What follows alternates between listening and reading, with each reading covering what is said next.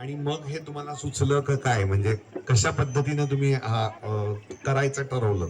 Thank you संयोजकांचे आणि परीक्षकांचे की तुम्ही मला ही संधी दिली आणि हा छानसा प्रश्न विचारला. ठरलं असं काहीच नव्हतं. जसं मी मगाशी म्हणाले, आम्ही काल सगळ्याजणी एकत्र आलो. 5 वाजता आम्हाला समजलं की आम्हाला कसं वॉक करायचंय, कसं थांबायचंय. मी स्वतः एक वक्ता आहे, पण वॉक करतानाचं वेगळं आहे. म्हणजे ते आणि ते यात फरक आहे. मग मला कळालं की आपल्या भागातलाच करायचंय, मराठमोळाच पाहिजे. मग महाराष्ट्र म्हटलं की नऊवारी ही कंपल्सरी आहे. हे मला तेव्हा कळालं जेव्हा मी इंटरनेटचा थोडासा यूज केला. त्याच्यामध्ये आपल्या महाराष्ट्राचा क्राऊन नंदुरबार इथं म्हणजे गुजरात आणि महाराष्ट्राची बाउंड्री जी आहे त्या ठिकाणी जे आदिवासी राहतात ते भिल्ल आणि पावरा जातीचे आहेत.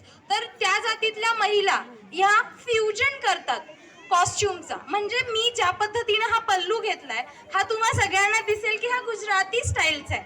आणि हे जे कासुट्याचं घेतलंय हा कासुटा हा महाराष्ट्रीयन आहे.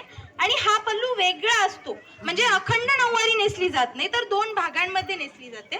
यामध्ये हा असा खोचा दिसेल किंवा गॅप आहे. तर आदिवासी महिला ज्या आहेत ना त्या फुलं फळं जेव्हा रानामध्ये गोळा करतात तेव्हा त्या घेतात आणि ह्याच्यामध्ये ठेवतात.